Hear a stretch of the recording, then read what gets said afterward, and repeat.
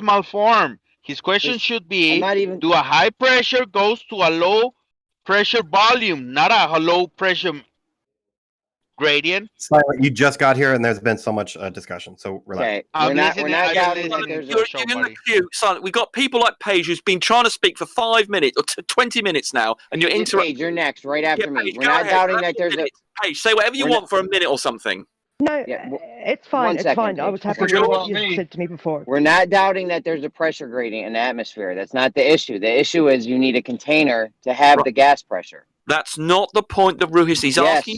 No. He's asking you to explain why we've got We a high. acknowledge it. I'm asking about the We container. acknowledge there's a gas pressure. Sorry, Ruhis. Gas I'm pressure over. gradient. Ruhis, you want to take this? I keep on over talking you here. Do you want to go ahead? Am I over Let talking me you read There's a a here? couple gas things pressure before gradient. we We acknowledge continue. it. Fine. That's not the.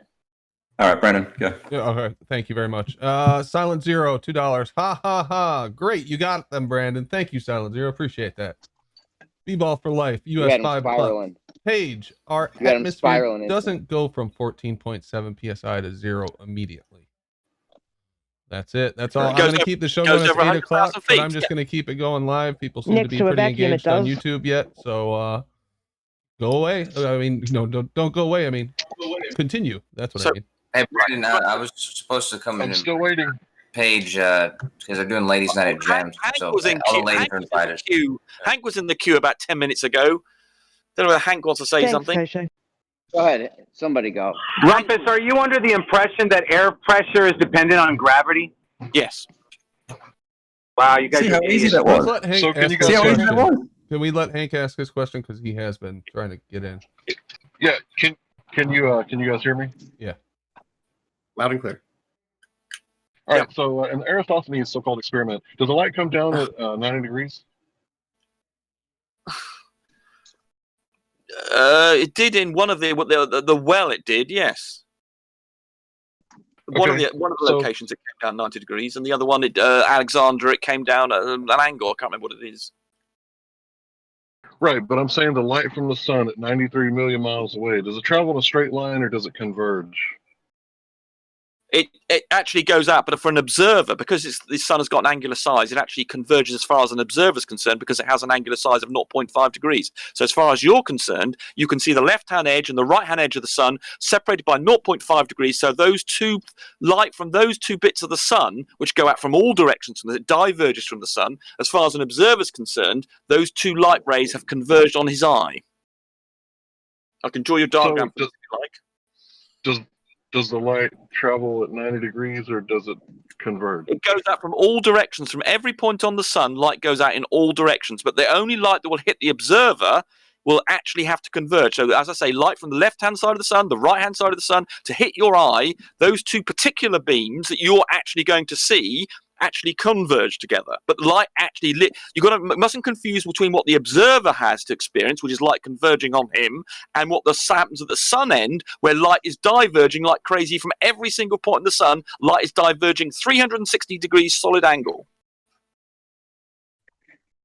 So if the light is diverging, then how do you measure the Eratosthenes experiment? Oh my God, I try again. For an observer, when you look at the sun, you see the left-hand side and the right-hand side. You only see two rays from the left. One's from the left-hand side that happens to be going towards that angle inclined to you. And on the right-hand side, you've got another line. But the 0.5 degrees is so small for the sun, you can ignore it for the point of view of the Eratosthenes experiment. The blur caused by the 0.5 degrees is so small, and you can account for it in the shadow, so it's not an issue.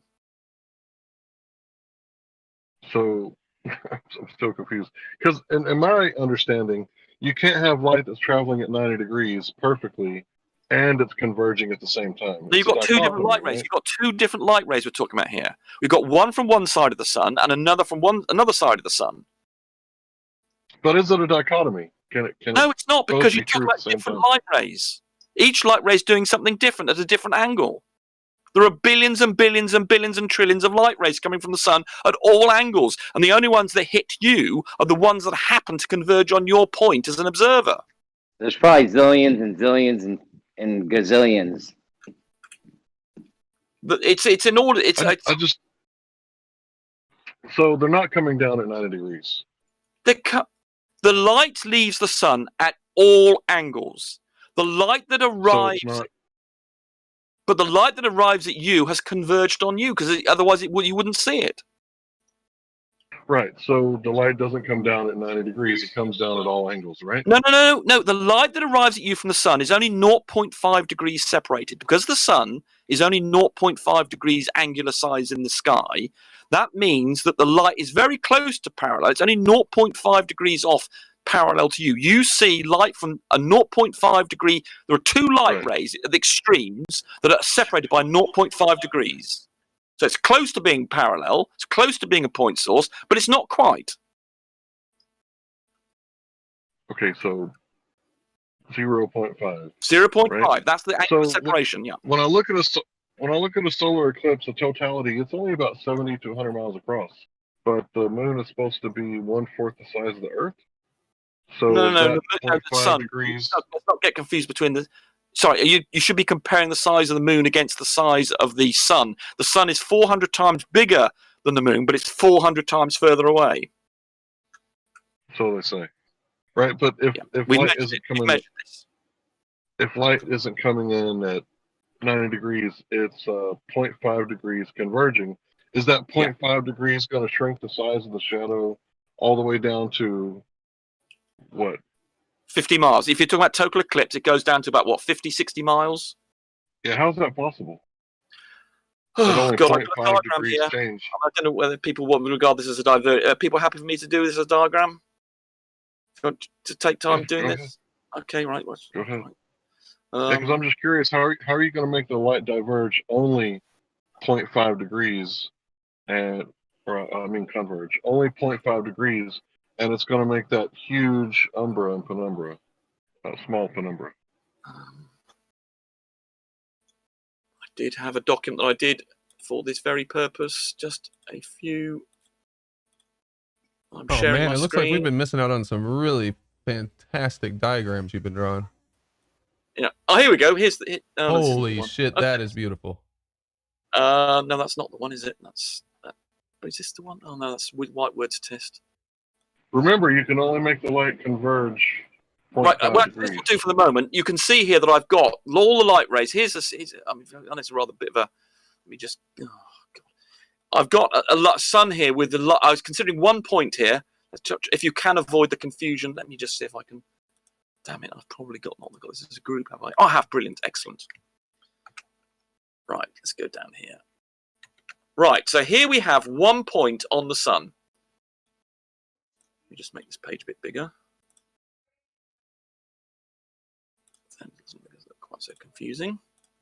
Right, so here I have just what I'm considering just 1 point on the sun. The top, I've just chosen the top, and I'm just showing you how light is emitted from the sun in all directions from that particular point.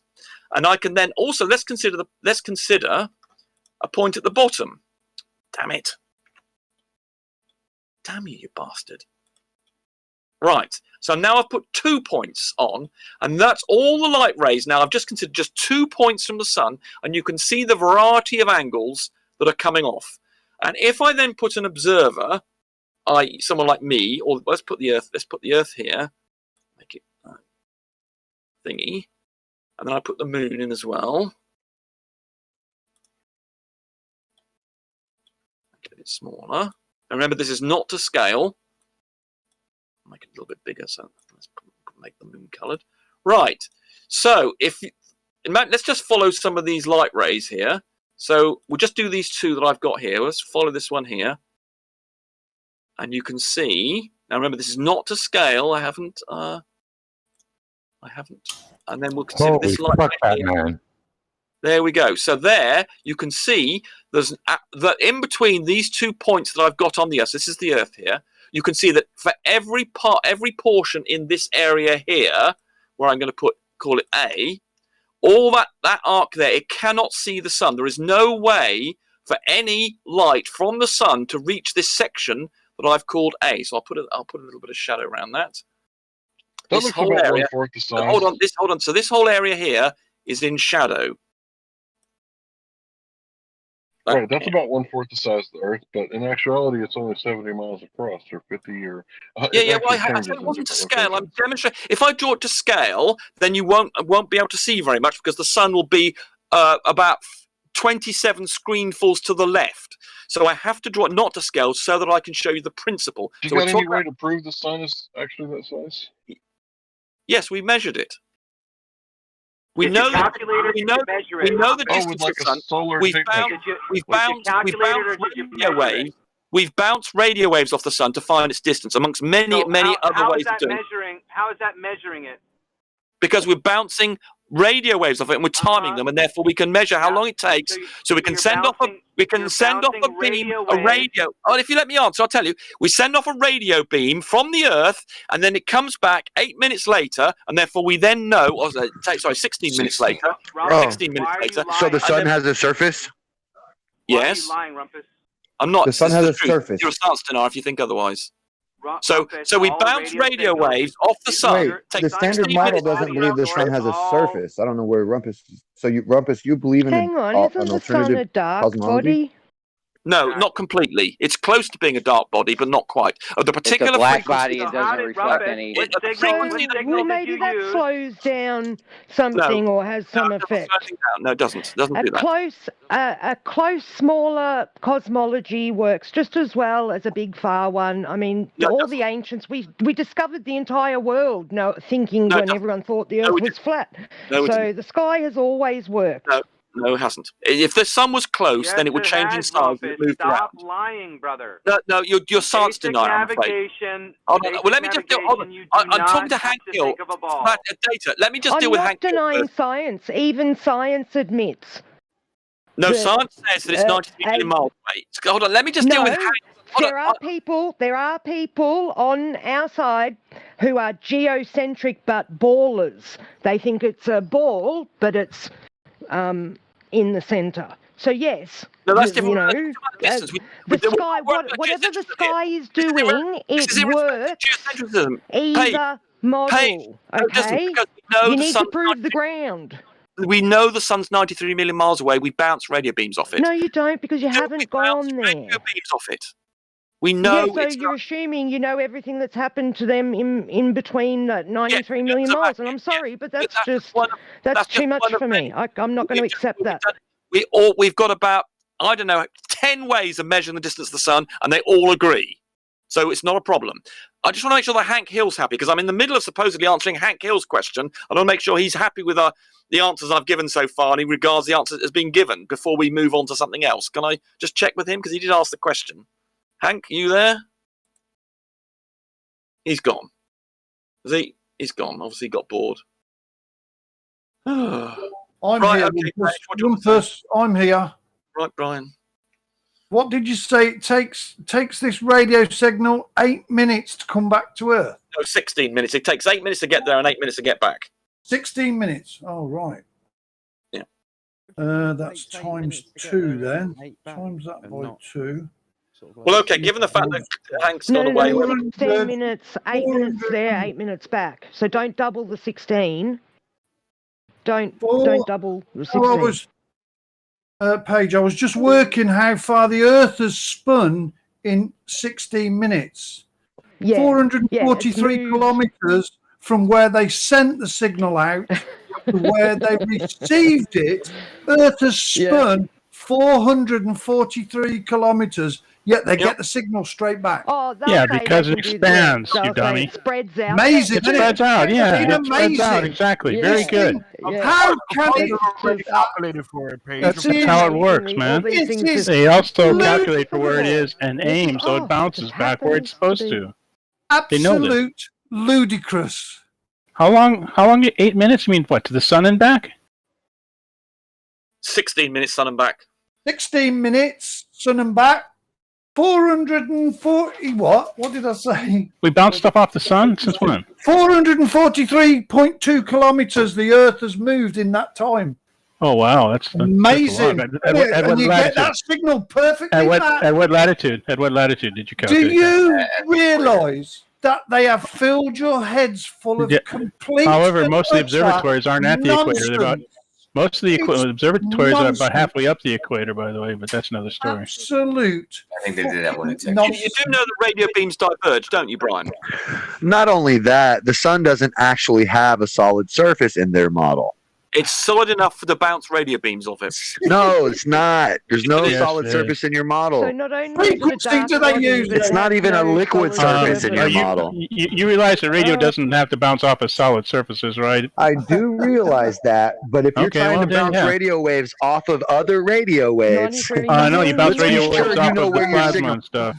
You know, it works. Right, It works for the ionosphere too. Yeah, Rumpus, plasma Rumpus. that's literally emitting radio waves. Yeah, well, it Rumpus, depends in what frequency. What frequency? When See, a much frequency is noisier everything and in this higher, case. a much noisier Rumpus, frequency. when I tell you, your Depends on the own frequency you model send. debunks itself. I totally No, it doesn't mean debunk that. itself, you idiot. It is You have no complete idea what you nonsense. Get Because you don't complete like what he's nonsense saying that you doesn't don't mean you get to understand call it. him an idiot. Brian, you don't understand that beams diverge. You really ought to try and understand these things. It So that is- cannot chase 443 Yes, it kilometers. can, Yeah, you easily. blew through.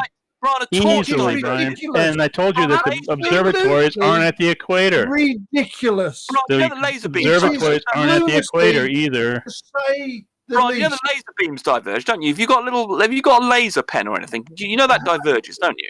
How far do you think it would diverge over a distance of 93 million miles? And what happens when they diverge? Do They they get- weaken? Absolutely.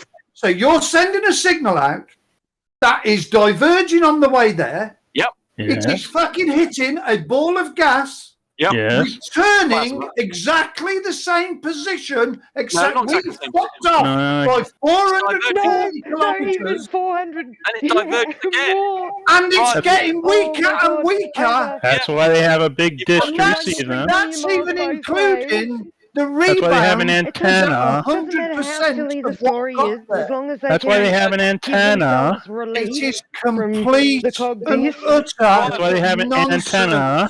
You ever heard of antennas, Brian, that takes You have radio been signals and amplify them? brainwashed into believing Brian, this. Brian, antennas. Nonsense. They're size of a Antennas, field. Brian. Size of a It is field. nonsense. Brian, Antennas. Get it in your head. They can't pick up signals like that. Antennas. Brian, those They're just is an bollocks. antenna. No, Brian, sir. those They're not antennas. Antennas. No, they're not magic, but they amplify radio. Shout out JD 199 pounds. Pressure change through altitude caused by gravity. That is the contention, I suppose. Very contentious these days. Thank you very much for your super chat. Well, if you don't understand it, it's not my problem. Sorry. It is nonsense, mate. I No, can it's not assure nonsense. you, it is You don't know what absolutely. the always false frick that you're you talking don't about. understand. Yeah, I'm laughing For at a it because I start, understand it. No, a you don't radio understand it. That's the signal problem. Needs a medium to travel in.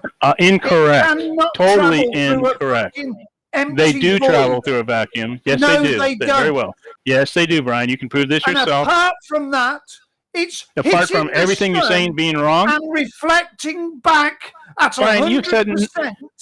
you and said then nothing coming the right other right now. Brian, there are 93 YouTube. million fucking miles through nothing. Everything you said You is wrong, flew Brian. 440 Brian. fucking kilometers, and Oh, you how get far away is that with compared to nothing. 93 million miles, Brian? The stars and other Complete planets and No, actually, that are there's, out there. there's Nonsense. nothing between us and the sun Reflect off one of usually. them. And you When they do tell this, us normally we there's are very little between us and deluded. the sun.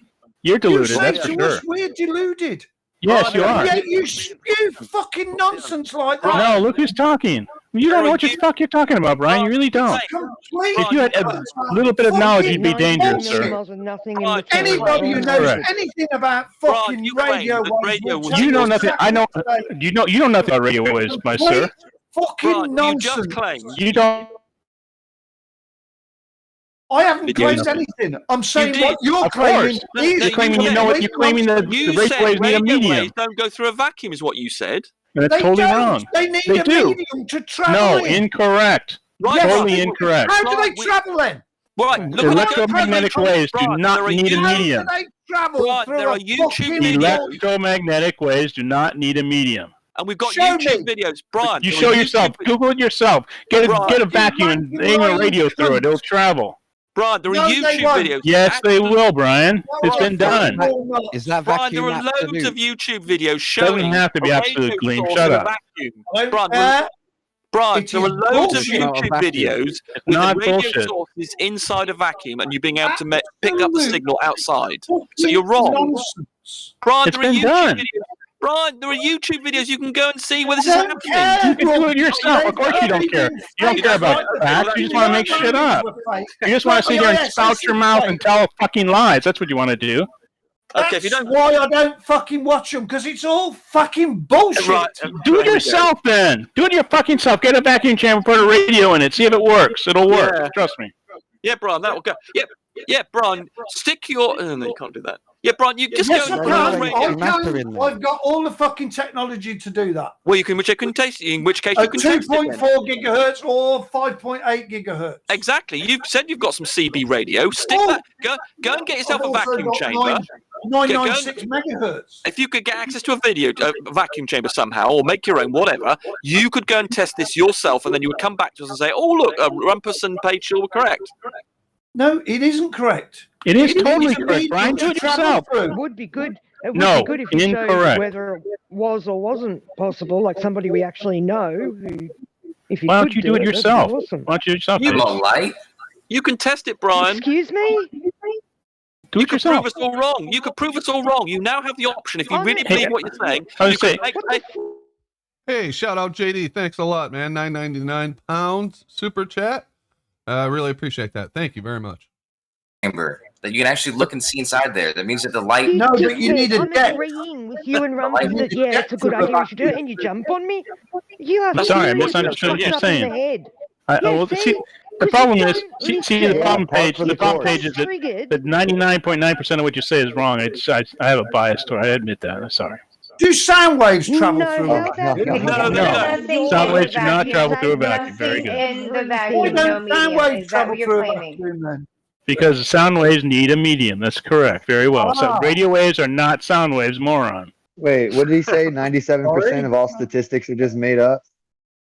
So Kosho made a very just good made that point. one up, right? Kosho made a fantastic point that a light is a form of electromagnetic radiation, yet you can see through a vacuum, so the light must be traveling through a vacuum. So in fact, you don't even know to go and do a test to I don't know prove what that you're electromagnetic asking me. radiation goes through it.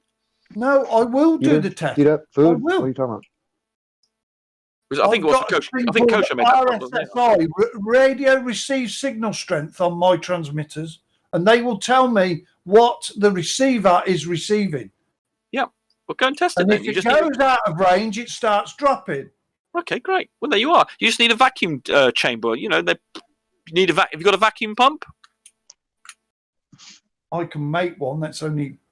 They're about £100. If you want a crappy one. No, we use one for Well, the no, you molding. you can't just use any old pump. If you want to get down to a decent pressure, We do vacuum molding. We build carbon fiber wings and bonnets. Hold on, time out. Are we saying that we can build a actual vacuum here on Earth? Yeah. To test out this theory. That's what I'm An saying. actual perfect vacuum. No, that'd be Not perfect. Exist. Close enough. Oh, it doesn't have to be perfect. Oh, wait a minute. So you're saying Just that for the record, they don't claim it it's a doesn't perfect have to be vacuum even in perfect to space. prove So, that for the waves record, can- Hold on, let me Why- finish. Let why me perfect? finish. Why perfect vacuum? Let You me don't need to finish. finish. Let me finish. So you're Yeah, we saying get it. that in order to There's no such test thing as a whether or not perfect vacuum radio anyway. waves can travel through a perfect vacuum, we're going to test that theory with an imperfect vacuum. Is that what we're Space saying? is an imperfect Space vacuum. is an imperfect vacuum. They'd be Both comparable. concede there's no such thing as a perfect vacuum. Garrett, okay, happy now? Okay, so can we get our $100 or £100 No one ever pump claimed to it. get it down to 10 to the 17 negative torque? No, Probably not. it's No. a false equivalency. It's not a false equivalency, sir. You'll get pretty damn close. Okay, so explain to Yeah, me that's what what makes it the medium. difference is between 10 to the 17 negative torque and a vacuum with a £100 pump. Less than half a pound. If there's no difference, let me know. Please let me know. It's less than half, it's less than half a pound pressure, bro. Close enough. Okay, so when it benefits you guys, it's negligible, right? But when It it's is on our negligible. side, oh, it's huge. Yeah, it's huge. It's not huge. So why are you arguing that's huge? You don't Okay, understand so can we vacuums. make If you a think that's a vacuum here huge on Earth? difference, if you think that's going to cause a qualitative difference in behavior, then you don't understand what's going on. You don't understand what a perfect vacuum is. I understand it perfectly. Why would you even Okay, need to know what so a perfect how vacuum can is? we test whether or not We don't light need or a anything perfect can travel vacuum. through a perfect? There's We no don't need a perfect perfect vacuum vacuum. in If the you understood environment. the principle, look, guys if you are afraid to let me because speak. you, well, like this, if it was I'm not related afraid to to let the you speak. You're pressure, speaking shit. That's the problem, sir.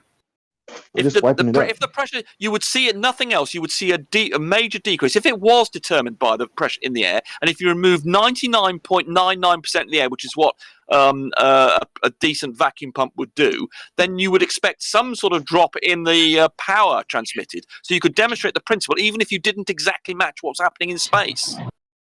Could I ask a favour, Rumpus? You can.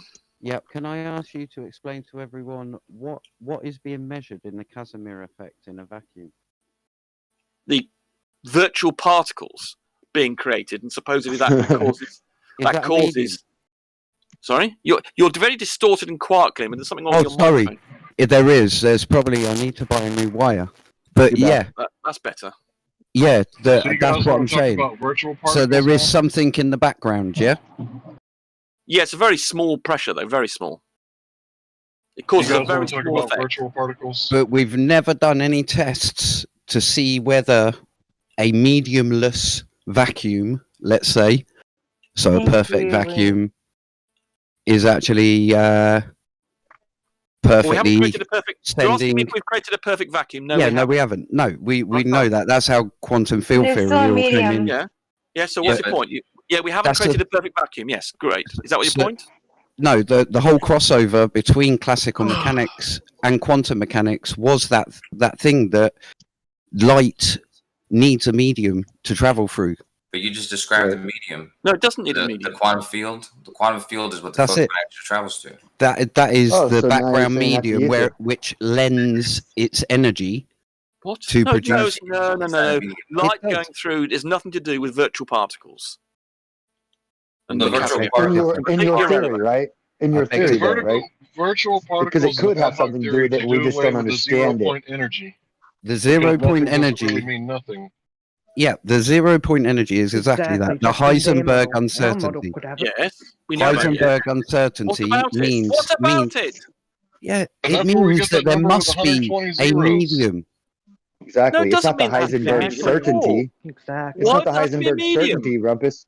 Is your The claim? uncertainty. Is your basic point that to have virtual particles and the Casimir effect? Are you claiming that there has to be a medium to allow for the creation of virtual particles? Is that your point? The Not in whole your theory, there collection, doesn't. the whole collection of virtual particles, which they do call quantum foam, named by John Wheeler, Yeah. is this medium that I'm on about? No, But incorrect. it's not a medium though. Quantum It's just plasma, too.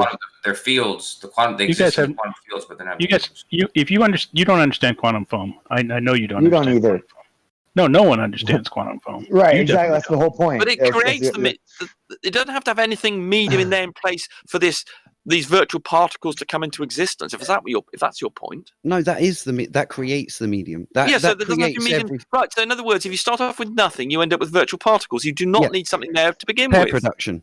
Pair production. Yes, exactly. Pair production. Spontaneous Yeah. pair production.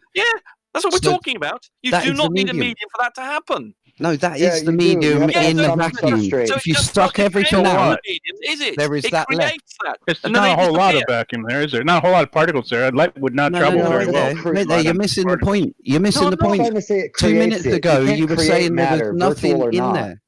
It has to be there and it has to be expressing itself, or you can actually see it and measure it. That's why you call it a virtual I've particle. never talked about It's perfect already vacuum. there, but it's just not in that shape. That's I've the whole never thing. said It's there's a already perfect there. vacuum we're dealing with, Gleam. I don't know what you think I said. I never said no. we're dealing with a No, we're perfect not saying vacuum. perfect vacuums. We're not even You talking said about that. light travels through. Gleam It doesn't makes- need a medium, so you still light. Don't need a medium Can to you stop travel through. interrupting Gleam? Doesn't need a medium to travel through, as you understand mediums. What you're talking So about I now never is some high-level quantum stuff that definitely don't understand. Yeah, you definitely understand it. You're quite. So, Gleam, I Nobody never made a understands claim it. about a perfect vacuum. I was No. talking about the vacuum that No. Brian could Come generate on, and guys. compare. There was and no would make need analogy, to say that. and be Tyler. analogous to space. That's what I was there? talking about. Really? Yeah, I think the original question come from light needs a medium to travel through.